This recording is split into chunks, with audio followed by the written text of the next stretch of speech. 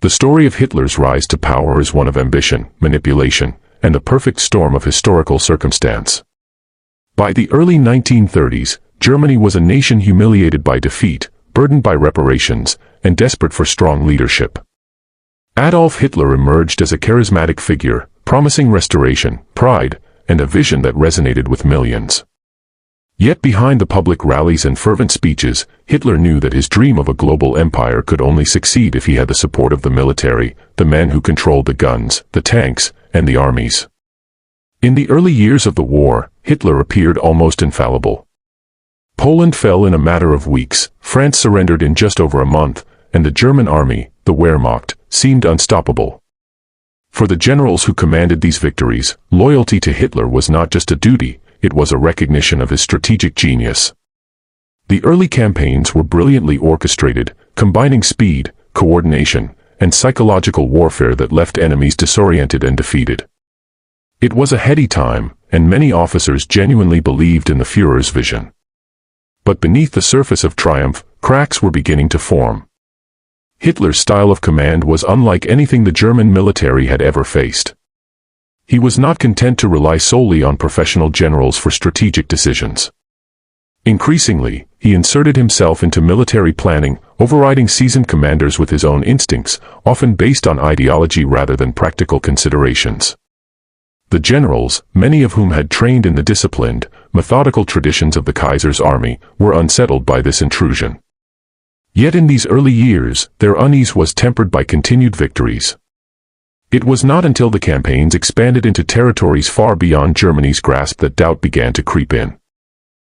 Every conquest demanded more resources, more manpower, and more coordination, and Hitler's insistence on aggressive, often reckless objectives began to clash with reality. The generals started to realize that obedience to the Führer was no longer a simple matter of duty, it was increasingly a question of survival. The notion that one could both follow orders and achieve victory began to seem naive. Even as Hitler's demands grew more extreme, the culture of loyalty within the military was strong. Many officers internalized the belief that questioning the Führer was tantamount to treason. Yet history would show that these very men, bound by oath and tradition, were quietly calculating how to navigate a path between loyalty and pragmatism. They were at the edge of a dangerous precipice. One step could be catastrophic, but remaining blind to reality could be equally deadly. This tension between personal loyalty and professional judgment would come to define the later years of the war. The generals' growing disillusionment was subtle at first, manifesting in private conversations, hesitant recommendations, and minor deviations from Hitler's orders. But these small acts of hesitation were the first signs of a larger, more profound reckoning, the moment when the men who had once cheered Hitler's victories would realize that the war they were fighting was no longer winnable. By the time the Wehrmacht turned its attention eastward, invading the Soviet Union in 1941, the seeds of betrayal were already planted. The generals had begun to understand that Hitler's ambitions had outstripped Germany's capabilities. The army that had stormed through Europe so swiftly now faced a colossal adversary, vast distances, brutal weather, and a population unwilling to surrender. For the first time, even the most loyal officers could see that Hitler's vision, however seductive, was built on a foundation of overconfidence and delusion. What had begun as unwavering obedience was slowly giving way to doubt.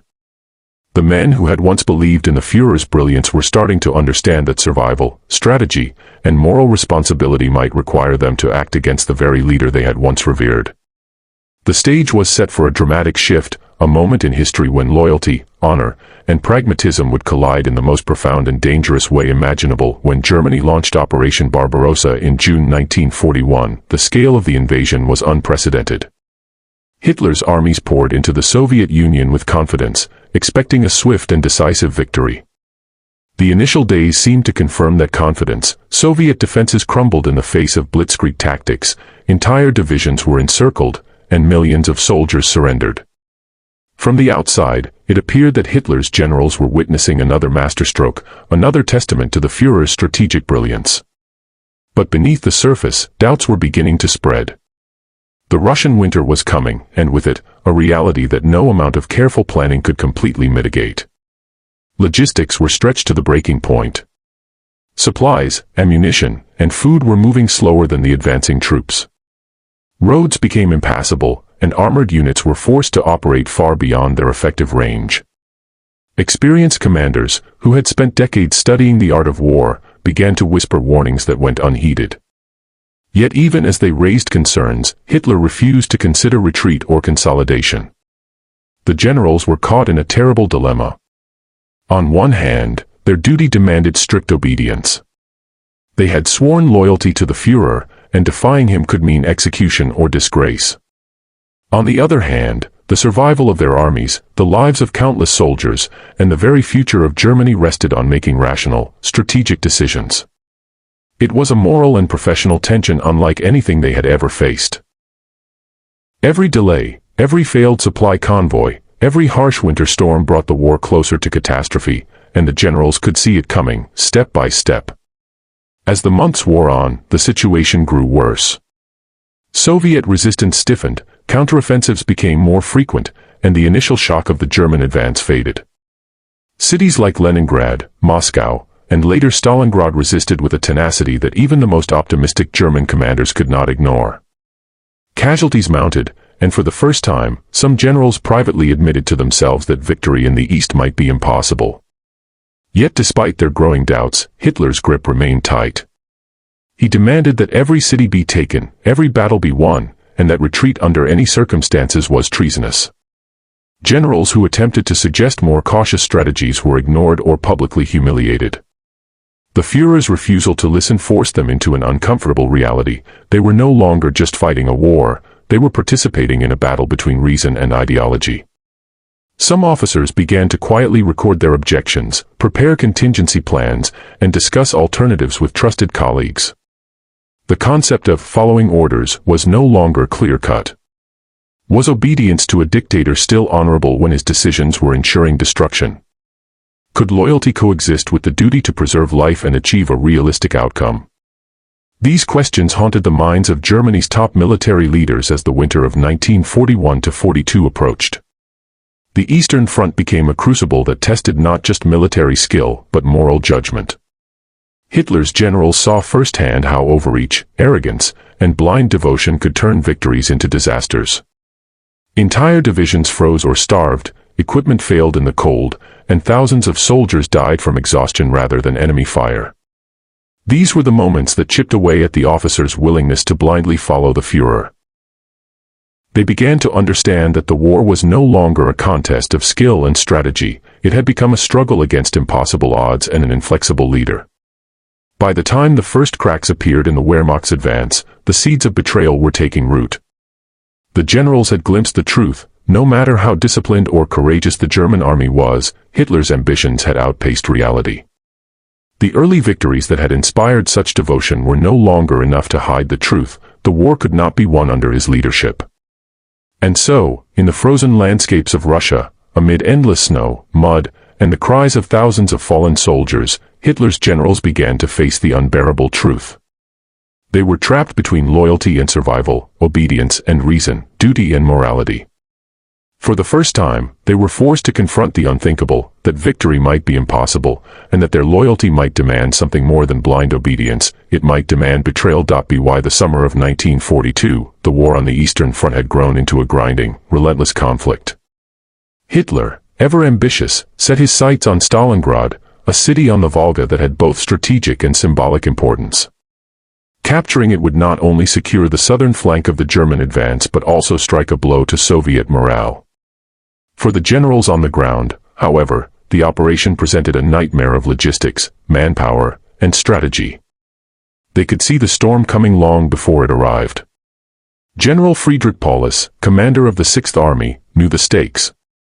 Stalingrad was to be taken at almost any cost, but the city's defenders were dug in, the terrain was unforgiving, and supplies were dangerously thin. Orders from Hitler were absolute: no retreat, no surrender, no compromise. The generals tried to warn him, outlining the impossibility of encircling and capturing the city while holding supply lines open, but Hitler refused to listen. In his eyes, the army's failure was inconceivable. The generals were now trapped between duty and disaster. As the battle raged, it became clear that this was no ordinary engagement. The Soviets, understanding the symbolic importance of Stalingrad, threw every available soldier into the fight. Snipers, street-to-street combat, and relentless artillery turned the city into a furnace of death. The Sixth Army's casualties mounted by the thousands. Officers witnessed the destruction firsthand, men starving, freezing, and dying from exhaustion and disease as much as from enemy fire. This was the moment when many generals realized that the war could no longer be won under Hitler's command. The ideal of blitzkrieg, of rapid and decisive campaigns, had collapsed into a slog of attrition where logic and human life were secondary to ideology and stubborn pride. Generals who had once revered the Führer began to question whether their loyalty was worth the cost. They were not merely strategists, they were men responsible for tens of thousands of lives, and the Führer's orders were now leading them to inevitable destruction. The encirclement of the Sixth Army by Soviet forces in November 1942 was the final blow. Paulus and his officers were cut off, with no hope of reinforcement or escape. Hitler demanded that they hold their ground, insisting that victory was still possible. For the generals, it was clear that the situation was hopeless. The army was surrounded, supplies had run out, and winter had arrived in full force. Yet obedience to Hitler remained a binding force, even as it became increasingly clear that following his orders would mean the total annihilation of their men. Some officers considered drastic measures, retreat, surrender, or even defiance of orders. The moral and strategic stakes had become inseparable. It was no longer just a question of military success, it was a question of human responsibility. Could they, in good conscience, continue to follow a leader who demanded sacrifices that were no longer strategically justified? The answer, for many, was a reluctant acknowledgement that Hitler's judgment had failed, and that continuing the campaign would only bring ruin. By February 1943, the unthinkable happened. Paulus surrendered. Tens of thousands of German soldiers were taken prisoner, many never to return. The defeat at Stalingrad was a psychological earthquake, shaking the Wehrmacht to its core. For Hitler's generals, it was confirmation of what they had feared for months: the war in the East was no longer winnable, and the Führer's obsession with glory had blinded him to reality. Stalingrad marked a turning point, not just on the battlefield, but in the hearts and minds of Germany's military leaders. The realization was bitter and unavoidable: loyalty to Hitler was no longer a path to victory. Many generals began to accept the harsh truth that survival, and perhaps a more pragmatic conclusion to the war, might require actions that could be seen as betrayal. Their allegiance was shifting from blind obedience to a new, uneasy calculation: what could be done to preserve the army, and perhaps even Germany itself, in the face of inevitable defeat. In the frozen streets of Stalingrad, amid ruin and death, Hitler's generals confronted the impossible. The war they had once believed they could win had slipped through their fingers. The Führer they had once followed unquestioningly had become a liability, and the time was approaching when silent rebellion, careful maneuvering, and moral courage would define the final years of the conflict. While the Eastern Front consumed millions of men in a brutal struggle, a different battlefield was unfolding thousands of miles away in North Africa. Here, Field Marshal Erwin Rommel, the legendary Desert Fox, was engaged in a contest of speed, ingenuity, and daring that would earn him a reputation as one of Germany's most brilliant commanders. Yet even in the sun-scorched deserts, Rommel confronted the same fundamental problem: Hitler's inflexible demands often clashed with reality on the ground. Rommel's early campaigns were marked by spectacular successes. Using mobility, surprise, and audacity, he outmaneuvered Allied forces across Libya and Egypt. His victories created the illusion that the Axis could dominate North Africa, just as Germany had dominated Europe.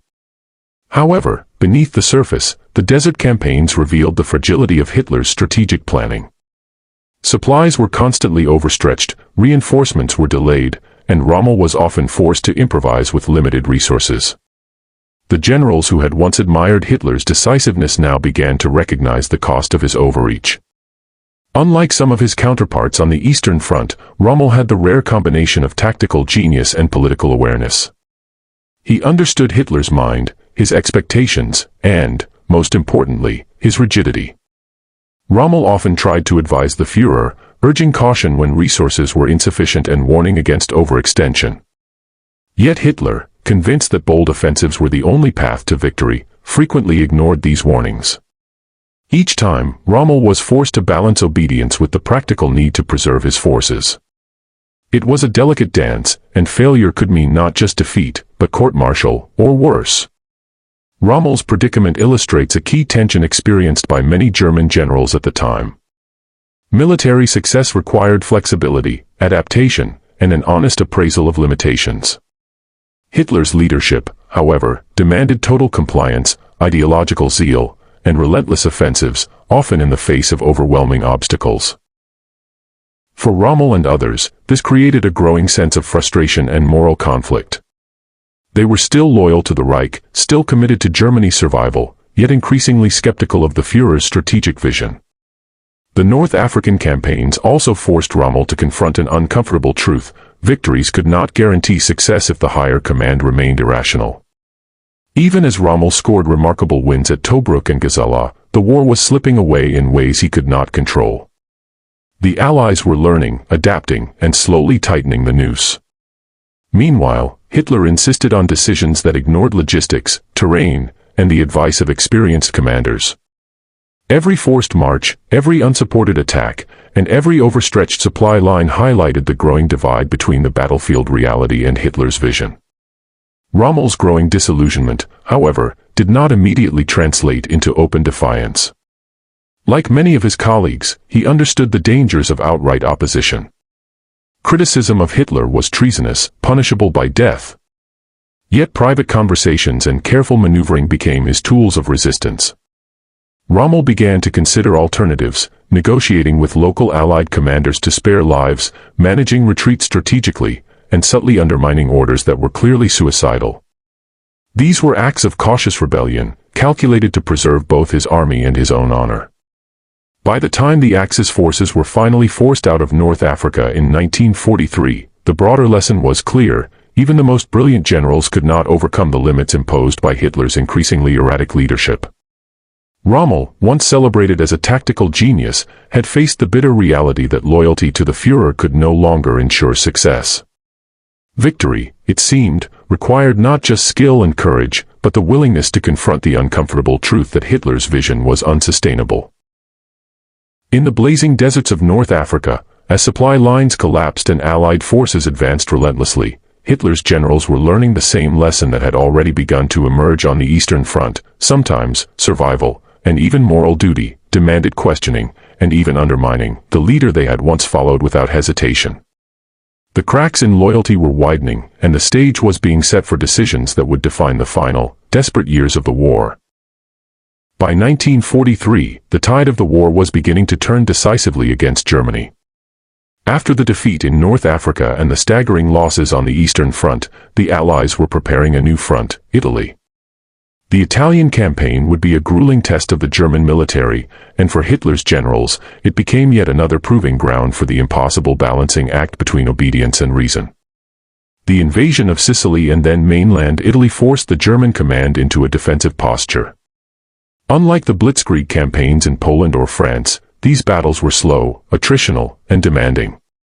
The terrain itself, the mountains, rivers, and narrow passes, favored the defenders, but the Germans were stretched thin. Supplies were inconsistent, morale was fragile, and the threat of Allied air power made movement treacherous.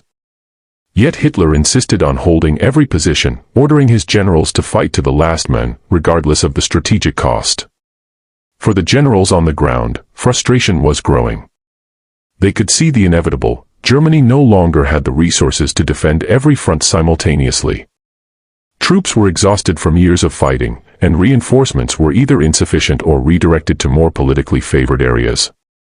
Officers began voicing concerns more openly, though always cautiously.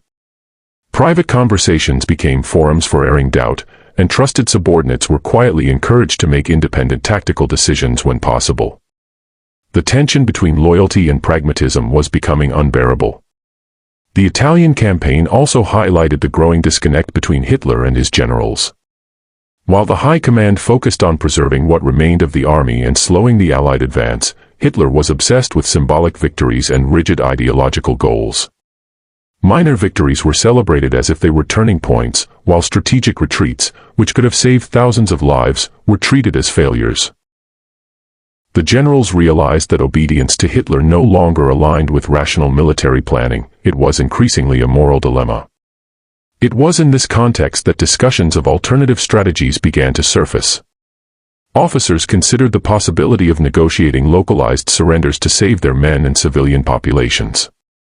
Some even contemplated the unthinkable, challenging Hitler's orders in secret, acting without his knowledge to prevent total annihilation. These were not yet acts of overt betrayal, but they were the first steps toward what would later become organized resistance within the military ranks. The Italian front also served as a stark reminder of Germany's overextended empire. While generals like Kesselring executed skillful defensive operations, they knew the broader picture was bleak. The Allies' control of the Mediterranean and air superiority meant that no amount of tactical brilliance could reverse the overall strategic decline. Hitler's insistence on holding untenable positions only accelerated the erosion of the Wehrmacht's capabilities. The generals were forced to reconcile the fact that their orders were increasingly divorced from reality. Amid this backdrop, the psychological strain on officers intensified. Loyalty to Hitler had once been a source of pride, but now it was a chain. Every decision carried consequences, not just for strategy, but for survival. Refusing a direct order was unthinkable, yet blindly following it could lead to catastrophe. The Italian campaign crystallized a bitter truth: Germany's war could not be won through obedience alone. Victory would require judgment, courage, and, perhaps, acts that could be interpreted as betrayal. By the time the Allies pushed further into Italy in 1944, the German High Command was deeply divided between those still clinging to Hitler's vision and those beginning to accept the inevitability of defeat. Generals had begun to shift their priorities from abstract notions of honor to concrete calculations of survival. The stage was set for a new phase of the war, one in which officers would have to decide whether to continue following the Führer blindly or to act in ways that challenged his authority, in the hope of preserving what remained of Germany and the lives of their soldiers. The Italian campaign marked more than just a military struggle; it was a moral and strategic turning point. Hitler's generals, forced into impossible positions, were learning that loyalty alone could not secure victory. They were beginning to confront a sobering reality: the war could no longer be won, and the consequences of blind obedience were becoming tragically clear. By the summer of 1944, Germany's situation had become desperate. On both the eastern and western fronts, the Wehrmacht was being pushed back.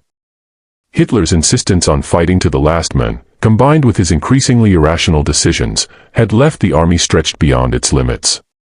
In this climate of fear and uncertainty, a small group of generals began to consider a course of action that would have been unthinkable just a few years earlier: removing Hitler from power. The most famous manifestation of this quiet resistance was the July 20, 1944, assassination attempt, led by Colonel Claus von Stauffenberg and a network of conspirators within the German military. These were men of honor and discipline, not political revolutionaries. Their motivations were complex. Some were driven by moral outrage at the atrocities committed under Hitler's regime, others by a clear understanding that continued obedience would only prolong Germany's suffering. But all shared a fundamental conviction that the war could not be won under the Führer's leadership. Planning the plot required meticulous coordination and immense courage. The conspirators knew that failure would mean almost certain execution, not just for themselves but potentially for their families. Stauffenberg, a decorated officer who had been severely wounded in North Africa, became the key figure in the operation. He carried the bomb into Hitler's East Prussian headquarters, the Wolf's Lair, with the knowledge that success could change the course of history. Yet even in the planning stages, the generals faced profound moral dilemmas. They were contemplating the unthinkable: assassinating the men to whom they had once sworn absolute loyalty. The July 20th plot also revealed the deep fractures within the German military. Many officers supported the conspirators quietly, hoping for a change in leadership, while others remained loyal to Hitler, either out of fear or conviction. The tension within the ranks was palpable. Those involved had to navigate a landscape of suspicion, secrecy, and paranoia. Every meeting, every coded message, every whispered conversation carried the risk of betrayal and death. On the day of the attempt, Stauffenberg placed the bomb in a conference room and left, believing that Hitler would be killed. The explosion did occur, but Hitler survived with minor injuries. The immediate aftermath was chaos. The conspirators attempted to seize control of key government positions, but the plan unraveled quickly. Within hours, the Gestapo had arrested dozens, and by the end of the month, nearly all were executed. The consequences were brutal, sending a chilling message to anyone considering defiance. Yet the significance of the plot extends beyond its failure. It marked the first moment when Germany's top military leaders openly recognized that Hitler's leadership was catastrophic and that the only way to preserve the nation, and themselves, might be to act against him. The conspirators' courage was remarkable, but it also highlighted a profound shift in thinking within the Wehrmacht. Loyalty was no longer unquestioned. Morality, strategy, and survival were beginning to take precedence over blind obedience. The failure of the July 20th plot also reinforced Hitler's paranoia. He became even more isolated, increasingly surrounded by yes-men, and ever more hostile to any form of dissent. For the remaining generals, the stakes had never been higher. They had to balance obedience to a dictator with the recognition that continued loyalty could lead to Germany's destruction. The events of that summer exposed the growing chasm between Hitler and the officers who once revered him. By mid-1944, it was clear to many in the high command that Germany could not win the war. The July 20th plot was a dramatic, high-stakes manifestation of what countless generals had already begun to understand in private: the Führer's strategic vision was irreparably flawed. Loyalty alone was no longer enough, and the notion of survival, both of the army and of Germany itself, demanded that some form of resistance, whether subtle or overt, was inevitable. In this tense and dangerous environment, the seeds of silent defiance were firmly planted. Hitler's generals had crossed a psychological line. They were no longer simply officers executing orders, they were men confronting a moral and strategic reckoning that would define the final year of the war. The war that they had once believed they could win had turned into a test of conscience, courage, and judgment. By late 1944, Germany was under siege on multiple fronts. The Allies had landed in Normandy in June, liberating France and pushing relentlessly eastward, while the Red Army was advancing from the east with overwhelming force. For Hitler's generals, the reality was undeniable: the war could not be won. Yet the Führer's obsession with symbolic victories, ideological goals, and rigid control made even basic strategic decisions nearly impossible. The generals were trapped between obedience to a dictator and the practical need to preserve what remained of Germany's army. The collapse of Germany's fronts created a moral and strategic dilemma for officers. They witnessed the devastation of entire cities, the suffering of civilians, and the annihilation of troops who had fought bravely, yet futilely. Battles like Kursk, the Ardennes, and the failed counteroffensives in the West underscored a bitter truth: Germany's resources were exhausted, and its forces could no longer match the combined strength of the Allies. Even the most skilled generals recognized that continuing to follow Hitler's orders would only prolong suffering and accelerate defeat. In this environment, subtle forms of defiance became increasingly common. Officers quietly ignored unrealistic orders, conducted tactical withdrawals without explicit permission, and negotiated localized ceasefires to protect civilians. These were not dramatic acts like the July 20th plot, but they were a practical acknowledgement of the impossible situation. Generals were beginning to accept that survival, and the mitigation of further destruction, sometimes required acting contrary to Hitler's explicit commands. The moral calculus of these decisions was profound. Loyalty had once been considered absolute, a sacred oath to the Führer.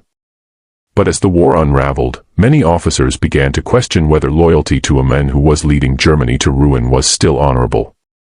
Could they, in good conscience, follow orders that would destroy their own troops and the country they had sworn to protect? The answer for many generals became clear: duty to the nation, and to humanity, could require actions that would be labeled betrayal. Hitler's isolation only intensified this dynamic. By late 1944, he had withdrawn further into his command bunkers, increasingly disconnected from reality. Communication was filtered through loyalists, and dissenting voices were silenced. The generals, once deferential and cautious, were forced to make decisions with minimal guidance from above, often improvising in ways that contradicted Hitler's directives. The chasm between leadership and reality had never been greater, and the consequences of inaction were catastrophic. This period also highlighted the complexity of military ethics in extremis. The generals faced impossible choices: follow orders and sacrifice thousands of lives for abstract notions of honor, or act pragmatically to save soldiers and civilians but risk being branded traitors. Many chose a middle path, combining tactical ingenuity with careful defiance, hoping to preserve some measure of agency and responsibility. These were quiet acts of courage, often invisible to the public but crucial in limiting the scale of destruction. The collapse of multiple fronts forced generals to confront a hard truth: the war was lost. Resistance, whether overt or covert, became a matter of survival and moral necessity. Some officers considered surrender to the Allies, seeking to end the conflict before Germany was completely destroyed. Others focused on defending key cities and infrastructure long enough to buy time for civilians to flee or for negotiations to proceed. The era of unquestioned obedience was over. The era of pragmatic defiance had begun. By the end of 1944, Germany's generals had reached a reluctant consensus. Hitler's strategy was not just flawed, it was catastrophic. Victory was impossible, and continued loyalty to his vision would lead only to further devastation. In their private councils, diaries, and letters, many officers acknowledged the inevitable: they had to act, whether subtly or decisively, to navigate the collapse. The war had transformed from a contest of skill to a test of conscience, judgment, and courage under impossible circumstances. As the new year approached, the stage was set for the final acts of the war.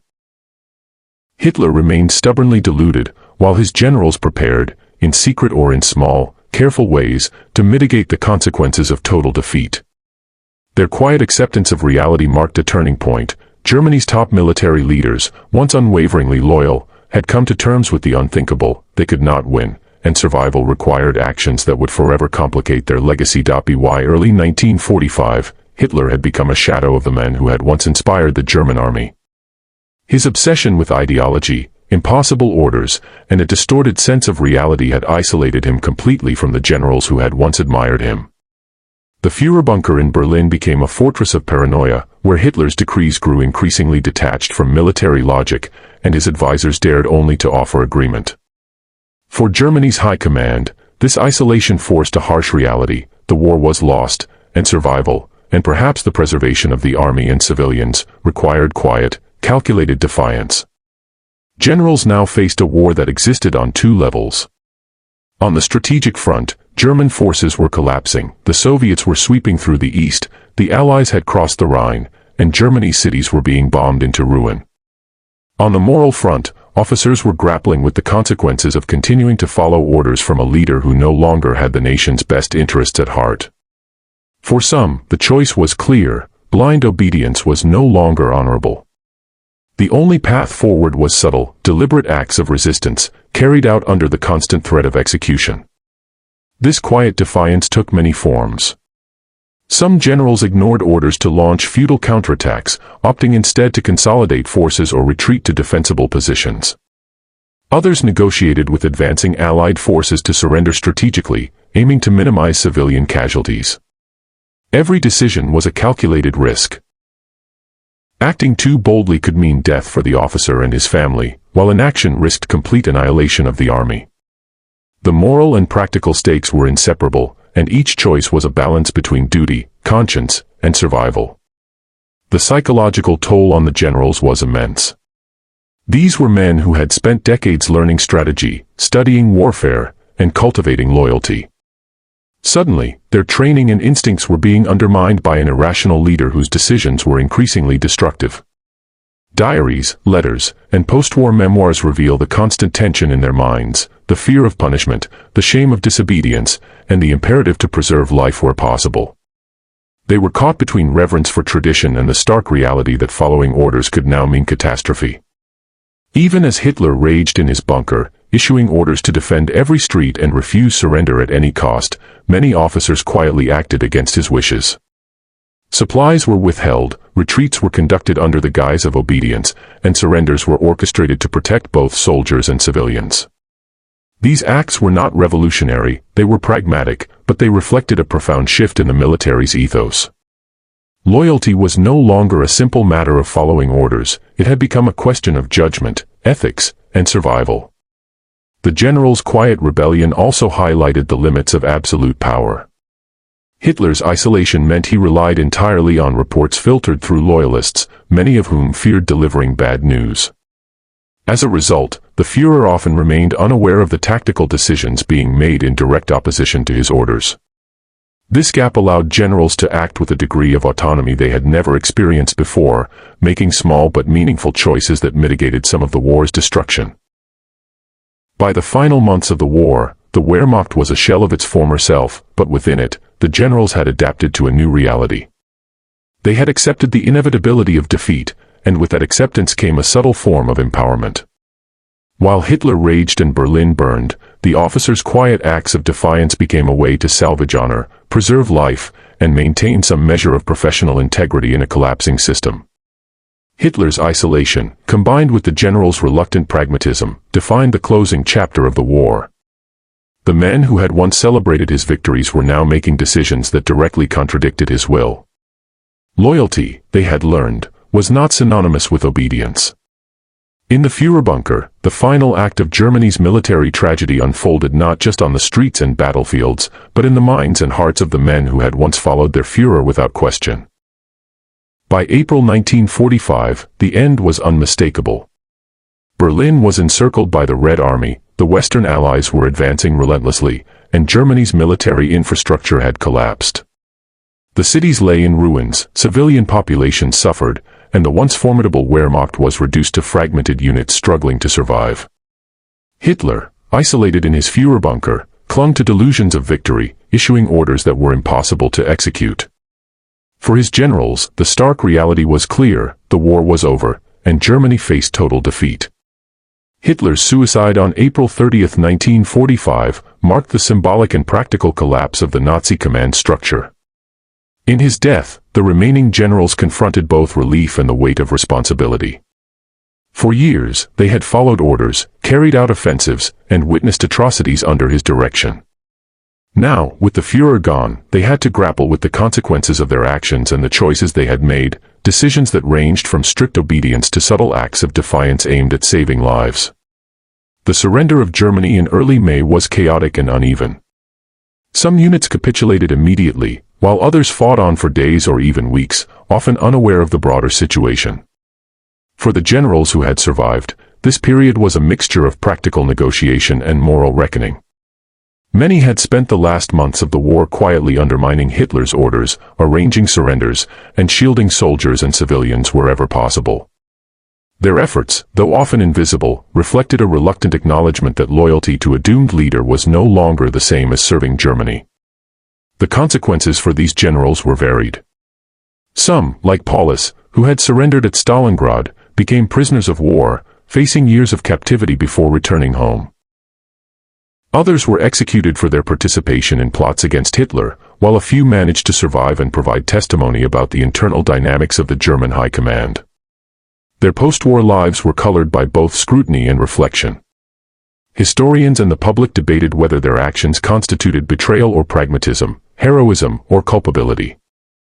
In reflecting on these final months, a complex picture emerges. Hitler's generals were neither monolithic traitors nor unwavering loyalists. Many were deeply conflicted, balancing personal morality, military strategy, and the oath they had sworn. The acts of quiet defiance, delaying attacks, negotiating surrenders, preserving troops and civilians, demonstrate that, even within a rigid hierarchy, human judgment can assert itself against ideology and authority. These decisions, often made in extreme stress and under threat of death, defined the character of the Wehrmacht in its final months. The collapse of Germany also offers broader lessons about leadership, obedience, and moral responsibility. The generals had once revered Hitler's tactical brilliance, but the relentless succession of impossible orders forced them to confront the limits of blind loyalty. In the end, they had to choose between absolute obedience and the pragmatic application of judgment, with survival and ethics often outweighing ideology. The war's conclusion highlighted the difficult terrain between duty and conscience, between loyalty and survival, and between obedience and moral responsibility. The story of Hitler's generals is a reminder that military leadership is never solely about strategy and tactics. It is also about judgment, courage, and ethics under pressure. Many of these men found themselves navigating impossible circumstances, forced to make decisions that history would judge in shades of gray. Their legacy is complex. They were capable of brilliance and loyalty, but also capable of recognizing when loyalty had become dangerous, destructive, and untenable. As Germany surrendered and the Allies assumed control, the generals had to face a sobering truth: the war they had once believed they could win was over, and the Führer they had once served without question was dead. They had survived, but the cost was immense: millions of lives lost, cities destroyed, and a nation forever scarred. In these final acts of the war, the delicate balance between obedience, pragmatism, and moral courage defined the fate not only of Germany, but of the men who had once been its commanders. The story of Hitler's generals is more than a chronicle of military campaigns, battles, and defeats. It is a story of human judgment under unimaginable pressure. From the early victories that inspired loyalty, to the crushing defeats that forced moral reckoning, these men faced choices that went far beyond tactics. They were confronted with questions that challenge our understanding of duty, honor, and responsibility. When does loyalty become dangerous? When does obedience cross the line into complicity? Throughout the war, Hitler's generals experienced a gradual transformation. At first, they were bound by loyalty and awe of the Führer's early successes. They followed orders, trusting that his vision would lead to victory. Yet, as campaigns stretched across continents, as millions perished, and as strategic reality collided with ideological obsession, these officers began to see the limits of their leader's judgment. Silent doubts turned into private plans, cautious defiance, and, in some cases, active resistance. The moral and strategic dilemmas they faced were impossible to reconcile fully, and the consequences of every choice were profound. The July 20th plot, the quiet disobedience on collapsing fronts, the pragmatic retreats, and the negotiated surrenders, these were all manifestations of a new reality. Loyalty alone was not enough. The generals learned, often at great personal risk, that survival, ethical responsibility, and the preservation of life sometimes demanded action that could be seen as betrayal. In the chaos of Hitler's final months, these decisions became essential not only for the army but for the civilians caught in the crossfire. The legacy of these generals is complicated. Some historians view their actions as cowardly or self-serving, while others see moral courage, pragmatism, and the nuanced understanding that blind obedience to a flawed leader can be catastrophic. What is undeniable is that their journey offers lessons for military ethics, leadership, and human responsibility. Even in rigid hierarchies, when the stakes are highest, individual judgment can, and must, play a role. Their story reminds us that true leadership is not merely following orders, it is knowing when to act, when to question, and when to protect life even at great personal risk. In the end, Hitler's generals are a mirror of the broader tragedy of the war: brilliance and strategy undone by ideology, loyalty tested by morality, and human lives caught between obedience and judgment. They survived to witness Germany's surrender, but they did so in a world forever changed by the choices they made. Their decisions, subtle or overt, reflect the complex interplay of honor, duty, and conscience in one of history's darkest chapters. As we reflect on this history, it becomes clear that lessons from the past are more than academic, they are moral guides. Leadership, obedience, and ethics are intertwined, and understanding where one ends and another begins can mean the difference between catastrophe and survival. Hitler's generals were forced to navigate this treacherous terrain, and their story challenges us to consider how we act in the face of impossible choices. Thank you for watching this series on Hitler's generals and the complex decisions they faced during the final years of World War II. If you found this video insightful, make sure to like and subscribe for more historical content that dives deep into the untold stories of history. Hit the bell icon so you never miss an episode, and leave a comment telling us which moment in the series surprised you the most. History is full of lessons, and your journey through it has just begun.